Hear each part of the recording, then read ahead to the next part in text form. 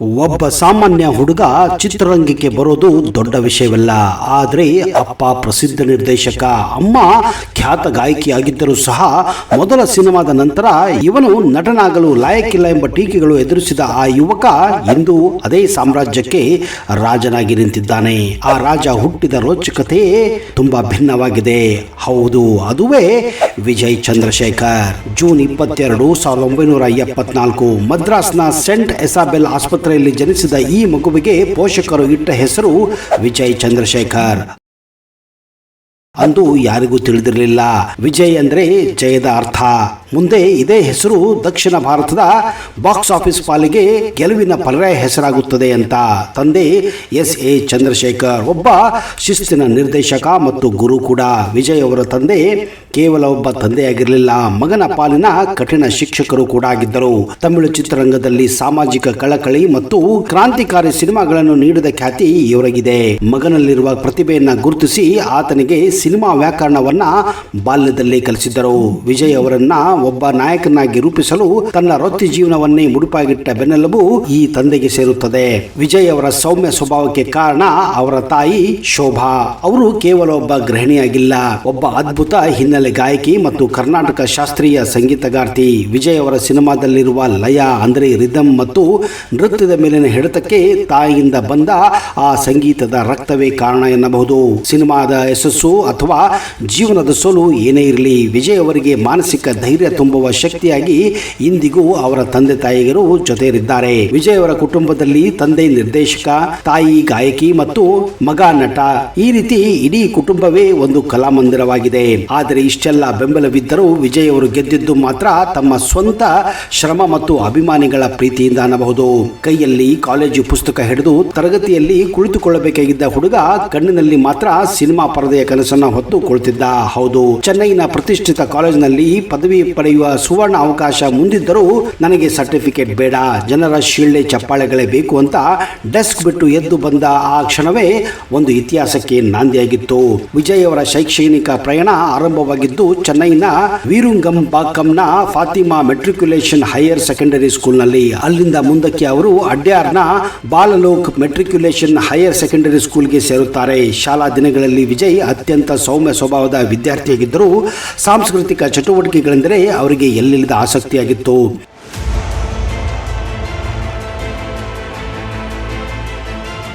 ಶಾಲಾ ಶಿಕ್ಷಣ ಮುಗಿಸಿದ ನಂತರ ವಿಜಯ್ ಅವರು ಸೇರಿದ್ದು ಚೆನ್ನೈನ ಅತ್ಯಂತ ಪ್ರತಿಷ್ಠಿತ ಲೋಯಲಾ ಕಾಲೇಜ್ನಲ್ಲಿ. ಅಲ್ಲಿ ಅವರು ವಿಜುವಲ್ ಕಮ್ಯುನಿಕೇಶನ್ ಪದವಿಗಾಗಿ ದಾಖಲಾಗುತ್ತಾರೆ. ಆ ಕಾಲೇಜು ಅನೇಕ ದಿಗ್ಗಜ ನಟರು ಮತ್ತು ತಂತ್ರಜ್ಞರನ್ನು ನೀಡಿದ ಹೆಗ್ಗಳಿಕೆ ಹೊಂದಿದೆ. ಬೆಳಿಗ್ಗೆ ಕಾಲೇಜಿಗೆ ಹೋಗುತ್ತಿದ್ದರೂ ವಿಜಯ್ ಅವರ ಮನಸ್ಸು ಮಾತ್ರ ತಂದೆಯ ಸಿನಿಮಾ ಸೆಟ್ಟುಗಳಲ್ಲಿ ಮತ್ತು ನಟನೆಯ ತಾಲೀಮುಗಳಲ್ಲಿ ಇರುತ್ತಿತ್ತು. ಪದವಿ ಶಿಕ್ಷಣ ಮುಗಿಯಲು ಇನ್ನೂ ಸಮಯವಿತ್ತು. ಆದರೆ ವಿಜಯ್ ಅವರಲ್ಲಿ ನಟನೆಯ ಹಸಿವು ತೀವ್ರವಾಗಿತ್ತು. ನಟನಾಗಬೇಕೆಂಬ ಹಂಬಲ ಎಷ್ಟಿತ್ತಂದ್ರೆ ಅರ್ಧಲ್ಲೇ ಕಾಲೇಜಿಗೆ ವಿದಾಯ ಹೇಳುವ ಕಠಿಣ ನಿರ್ಧಾರವನ್ನ ಮಾಡಿಯೇ ಬಿಟ್ಟಿದ್ದರು. ಪದವಿ ಇಲ್ಲದಿದ್ದರೂ ಪರವಾಗಿಲ್ಲ, ಆದರೆ ನಟನಾಗದಿದ್ದರೆ ಬದುಕು ಅಪೂರ್ಣ ಎಂಬ ನಿರ್ಧಾರಕ್ಕೆ ಬಂದೇ ಬಿಟ್ಟಿದ್ದರು. ತಂದೆ ಎಸ್.ಎ. ಚಂದ್ರಶೇಖರ್ ಅವರ ಬಳಿ ಹೋಗಿ ನನಗೆ ಓದು ಸಾಕು, ಕ್ಯಾಮ್ರಾ ಮುಂದೆ ನಿಲ್ಲಲು ಅವಕಾಶ ಕೊಡಿ ಅಂತ ಪಟ್ಟು ಬಿದ್ದಿದ್ದರು.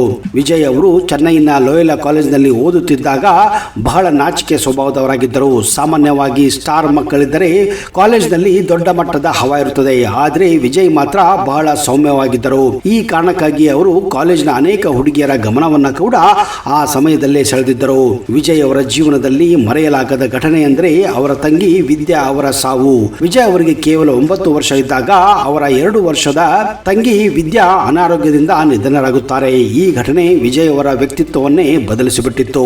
ಬಾಲ್ಯದಲ್ಲಿ ತುಂಬಾ ತುಂಟನಾಗಿದ್ದ ವಿಜಯ್ ತಂಗಿಯ ಅಗಲಿಕೆಯ ನಂತರ ತುಂಬಾ ಶಾಂತ ಮತ್ತು ಮೌನಿಯಾಗಿದ್ದರು ಎಂದು ಅವರ ತಾಯಿ ಶೋಭಾ ಅವರು ಕೆಲವೊಂದು ಸಂದರ್ಶನಗಳಲ್ಲಿ ಹೇಳಿಕೊಂಡಿದ್ದಾರೆ. ವಿಜಯ್ ಅವರು ಕೇವಲ 10 ವರ್ಷವಿದ್ದಾಗ ಅವರ ತಂದೆಯ ನಿರ್ದೇಶನದ ವೆಟ್ರಿ ಅಂದ್ರೆ 1984ರಲ್ಲಿ ಬಂದ ಚಿತ್ರದ ಮೂಲಕ ಬಾಲನಟನಾಗಿ ಬೆಳ್ಳಿತೆರೆಗೆ ಪ್ರವೇಶ ಪಡೆಯುತ್ತಾರೆ. ನಂತರ ಕುಟುಂಬಂ, ವಸಂತ ರಾಗಂ ಮತ್ತು ಸತ್ತಂ ಅವರು ವಿಲ್ಲಯೆಟ್ಟು ಮುಂತಾದ ಚಿತ್ರಗಳಲ್ಲಿ ಬಾಲನಟನಾಗಿ ನಟಿಸುತ್ತಾರೆ. 1992ರಲ್ಲಿ ನಾಳೆ ತಿರುಪು ಚಿತ್ರದ ಮೂಲಕ 18ನೇ ವಯಸ್ಸಿನಲ್ಲಿ ವಿಜಯ್ ನಾಯಕ ನಟನಾಗಿ ಪಾದಾರ್ಪಣೆಯನ್ನ ಮಾಡುತ್ತಾರೆ. ಆರಂಭದಲ್ಲಿ ಇವರ ರೂಪ, ನಟನೆಯ ಬಗ್ಗೆ ಸಾಕಷ್ಟು ಟೀಕೆಗಳು ಬಂದರೂ ಶ್ರಮ ಮತ್ತು ಛಲದಿಂದ ಇಂದು ಅವರು ದಕ್ಷಿಣ ಭಾರತದ ಅತಿ ದೊಡ್ಡ ಸೂಪರ್ ಸ್ಟಾರ್ಗಳಲ್ಲಿ ಒಬ್ಬರಾಗಿ ಬೆಳೆದು ನಿಂತಿದ್ದಾರೆ. ವಿಜಯ್ ಚಂದ್ರಶೇಖರ್ ಎಂಬ ಯುವಕ ಸಿನಿಮಾ ರಂಗಕ್ಕೆ ಬಂದಾಗ ಟೀಕೆಗಳೇ ಹೆಚ್ಚಾಗಿದ್ದವು. ಆದರೆ ಅಂದು ಸದ್ದಿಲ್ಲದೆ ಶ್ರಮಿಸಿದ ಆತ ಇಂದು ಕೋಟ್ಯಾಂತರ ಅಭಿಮಾನಿಗಳ ಆರಾಧ್ಯ ದೈವ. ಪೂವೆ ಉನಕ್ಕ ಚಿತ್ರದಿಂದ ಶುರುವಾದ ಇವರ ಆ ಪಯಣ ಗಿಲ್ಲಿ, ಪೋಖ್ರಿಯಂತಹ ಬ್ಲಾಕ್ ಬಸ್ಟರ್ ಸಿನಿಮಾ ಮೂಲಕ ಇಳೆಯ ದಳಪತಿ ಎಂಬ ಬಿರುದನ್ನು ಕೂಡ ತಂದುಕೊಟ್ಟಿತ್ತು. ಕೇವಲ ತೆರೆಯ ಮೇಲೆ ವಿಲನ್ಗಳನ್ನ ಪಂಚ್ ಮಾಡುವುದೇ ಅಷ್ಟೇ ಅಲ್ಲ, ತನ್ನ ಒಂದು ಮುಗುಳ್ನಗೆಯಿಂದ ಜಗತ್ತಿನಾದ್ಯಂತ ಕೋಟ್ಯಾಂತರ ಯುವತಿಯರ ಹೃದಯಕ್ಕೆ ಸ್ವೀಟ್ ಪಂಚ್ ನೀಡಿದ್ದು ಈ ದಳಪತಿ. ಸಾಮಾನ್ಯವಾಗಿ ಅಭಿಮಾನಿಗಳು ತಮ್ಮ ನೆಚ್ಚಿನ ನಟನನ್ನು ನೋಡಿ ದೂರದಿಂದಲೇ ಹರಿಸುತ್ತಾರೆ.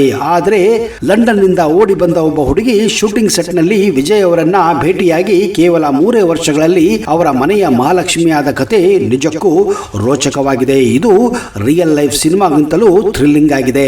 1996ರಲ್ಲಿ ವಿಜಯ್ ಅವರು ಪೂವೆ ಉನಕ್ಕ ಚಿತ್ರದ ಯಶಸ್ಸಿನ ಅಲೆಯಲ್ಲಿದ್ದರು. ಆಗ ಚೆನ್ನೈನ ಫಿಲ್ಮ್ ಸಿಟಿಯಲ್ಲಿ ಶೂಟಿಂಗ್ ನಡೆಯುತ್ತಿದ್ದಾಗ ಲಂಡನ್ ನಿಂದ ಬಂದಿದ್ದ ಸಂಗೀತ ಸ್ವರ್ಣಲಿಂಗಂ ಎಂಬ ಯುವತಿ ವಿಜಯ್ ಅವರನ್ನ ಭೇಟಿಯಾಗುತ್ತಾರೆ. ಅವರು ವಿಜಯ್ ಅವರ ದೊಡ್ಡ ಅಭಿಮಾನಿಯಾಗಿದ್ದರು ಮತ್ತು ಅವರ ನಟನೆಯನ್ನ ಮೆಚ್ಚಿ ಶುಭ ಹಾರೈಸಲು ಅಲ್ಲಿಗೆ ಬಂದಿದ್ದರು.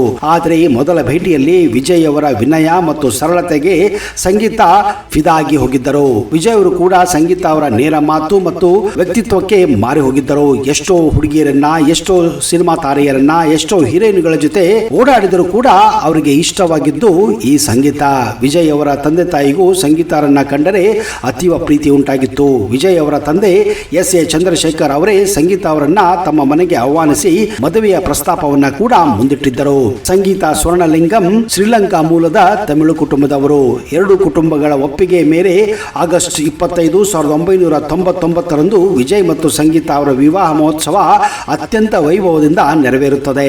ಈ ದಂಪತಿಗಳಿಗೆ ಸಂಜಯ್ ಅನ್ನುವ ಮಗ ಮತ್ತು ದಿವ್ಯಾ ಅನ್ನುವ ಮಗಳಿದ್ದಾರೆ. ಆದರೆ ಅವರ ಜೀವನದಲ್ಲಿ ಟ್ವಿಸ್ಟ್ ಬಂದಿದ್ದು ವಿಜಯ್ ಮತ್ತು ತ್ರಿಷಾ ಅವರ ಕೆಲವೊಂದು ಅಫೇರ್ಗಳ ಬಗ್ಗೆ.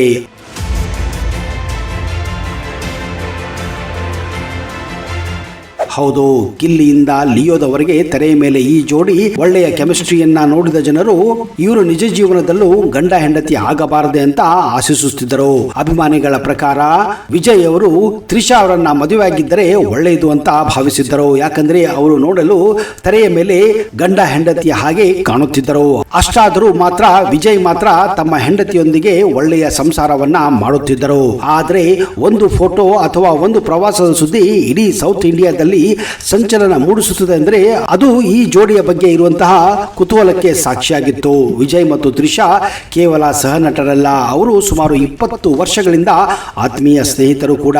ಗಿಲ್ಲಿ, ಕುರುವಿ, ತಿರುಪಾಚಿಯಂತಹ ಸೂಪರ್ ಹಿಟ್ ಸಿನಿಮಾಗಳಲ್ಲಿ ಜೊತೆಯಾಗಿ ನಟಿಸಿದ ಇವರು ಸುಮಾರು 14 ವರ್ಷಗಳ ನಂತರ ಲಿಯೋ ಚಿತ್ರಕ್ಕಾಗಿ ಮತ್ತೆ ಒಂದಾದಾಗ ಅಭಿಮಾನಿಗಳ ಸಂಭ್ರಮ ಮುಗಿಲು ಮುಟ್ಟಿತ್ತು. ಈ ಸುದೀರ್ಘ ಕಾಲದ ಸ್ನೇಹವೇ ಅನೇಕ ವದಂತಿಗಳಿಗೆ ಆಹಾರವಾಗಿತ್ತು. ಶೀಘ್ರದಲ್ಲಿ ಇಬ್ಬರು ಮದುವೆ ಕೂಡ ಆಗುತ್ತಾರೆ ಅಂತ ಕೆಲವರು ಹೇಳಿಕೊಂಡಿದ್ದರು. ಆದರೆ ಕೆಲವು ದಿನಗಳ ನಂತರ ವಿಜಯ್ ಮತ್ತು ತ್ರಿಷಾ ವಿದೇಶ ಪ್ರವಾಸದಲ್ಲಿದ್ದಾಗ ತೆಗೆದಿದ್ದಾರೆ ಎನ್ನಲಾದ ಕೆಲವು ಫೋಟೋಗಳು ಲೀಕ್ ಆಗಿದ್ದವು. ಇಬ್ಬರು ಒಂದೇ ಸ್ಥಳದಲ್ಲಿರುವಂತಹ ಫೋಟೋಗಳು ಹಂಚಿಕೊಂಡಾಗ ಇವರು ಗುಟ್ಟಾಗಿ ಡೇಟಿಂಗ್ ಮಾಡುತ್ತಿದ್ದಾರೆ, ಇವರು ಗುಟ್ಟಾಗಿ ಮದುವೆಯಾಗಿದ್ದಾರೆ ಎಂಬ ಚರ್ಚೆ ಕೂಡ ಆರಂಭವಾಗಿತ್ತು. ವಿಜಯ್ ಅವರ ಹುಟ್ಟಹಬ್ಬದಂದು ತ್ರಿಷಾ ಅವರು ಹಂಚಿಕೊಂಡ ಆತ್ಮೀಯವಾದ ಫೋಟೋ ಮತ್ತು ಅದಕ್ಕೆ ನೀಡಿದ ಕ್ಯಾಪ್ಷನ್ ತುಂಬಾನೇ ವೈರಲ್ ಆಗಿತ್ತು ಮತ್ತು ಹಲವಾರು ಗಾಸಿಪ್ಗೆ ಇದು ಒಂದು ರೀತಿ ಆಹಾರವಾಗಿತ್ತು.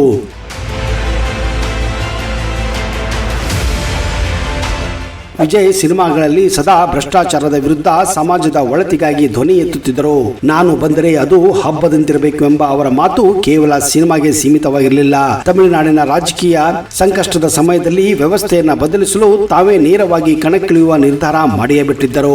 ಫೆಬ್ರವರಿ 2024ರಲ್ಲಿ ವಿಜಯ್ ತಮ್ಮ ರಾಜಕೀಯ ಪಕ್ಷವಾದ ತಮಿಳಿಗ ವೆಟ್ರಿ ಕಳಂಗಮನ್ನ ಘೋಷಿಸಿದಾಗ ಇಡೀ ದಕ್ಷಿಣ ಭಾರತವೇ ಬೆರಗಾಗಿ ಹೋಗಿತ್ತು.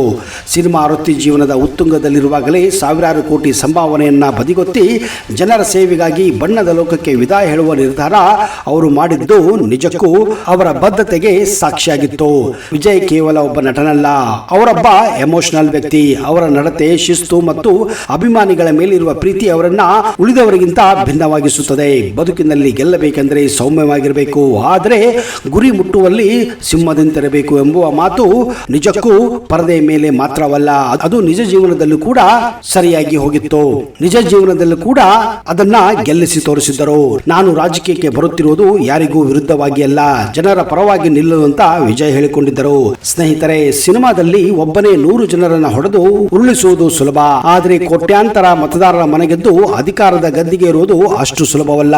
ಈ ರೀತಿ ಹಲವಾರು ಜನರು ಹಿಂದೆ ಹೀರೋಗಳು ಪ್ರಯತ್ನ ಪಟ್ಟಿದ್ದರು, ಆದರೆ ಯಾರು ಕೂಡ ರಾಜಕೀಯದಲ್ಲಿ ಮಾತ್ರ ಗೆಲ್ಲಲು ಸಾಧ್ಯವಾಗಿರಲಿಲ್ಲ. ಅದು ಕಮಲ್ ಹಾಸನ್ ಆಗಿರಲಿ, ಚಿರಂಜೀವಿ ಆಗಿರಲಿ, ಇನ್ನು ಹಲವಾರು ಹೀರೋಗಳೇ ಆಗಿರಲಿ. ತಮಿಳುನಾಡು ರಾಜಕೀಯದ ಘಟಾನುಘಟಿಗಳ ನಡುವೆ ದಳಪತಿ ತನ್ನ ಮೊದಲ ಹೆಜ್ಜೆಯಲ್ಲಿ 108 ಸೀಟ್ ಗೆಲ್ಲುವ ಮೂಲಕ ತಮಿಳುನಾಡಿನಲ್ಲಿ ಸಂಚಲನವನ್ನೇ ಸೃಷ್ಟಿಸಿದರು. ತೆರೆ ಮೇಲಿನ ಅಬ್ಬರ ಮುಗಿದಿತ್ತು. ಜನರ ಕಣ್ಮಣಿಯಾಗಿ ಹೊಸ ಇತಿಹಾಸ ಬರೆಯಲು ವಿಜಯ್ ಸಜ್ಜಾಗಿದ್ದರು. ಈ ಪಯಣ ಹೂವಿನ ಹಾಸಿಗೆಯಲ್ಲ ಎಂಬುದು ಅವರಿಗೂ ಕೂಡ ಗೊತ್ತು. ಆದರೆ ಅವರ ಹಿಂದೆ ಇರುವ ಅಭಿಮಾನಿ ಸೈನ್ಯವೇ ಅವರ ಅತಿ ದೊಡ್ಡ ಶಕ್ತಿ ಎನ್ನಬಹುದು. ಸ್ನೇಹಿತರೆ, ನೋಡಿದಿರ ಒಬ್ಬ ಸಾಮಾನ್ಯ ವ್ಯಕ್ತಿ ಯಾವ ರೀತಿ ರಾತ್ರೋರಾತ್ರಿ ಅಭಿಮಾನಿಗಳ ಸಹಾಯದಿಂದ ಈ ಮಟ್ಟಕ್ಕೆ ಬೆಳೆಯುತ್ತಾನೆ ಅಂದ್ರೆ ನೀವು ನಂಬಲೇಬೇಕು. ವಿಜಯ್ ಅವರ ಬಗ್ಗೆ ನಿಮ್ಮ ಅನಿಸಿಕೆಯನ್ನ, ಅನುಭವವನ್ನ ದಯವಿಟ್ಟು ಕಮೆಂಟ್ ಬಾಕ್ಸ್ ಅಲ್ಲಿ ಹಾಕಿ.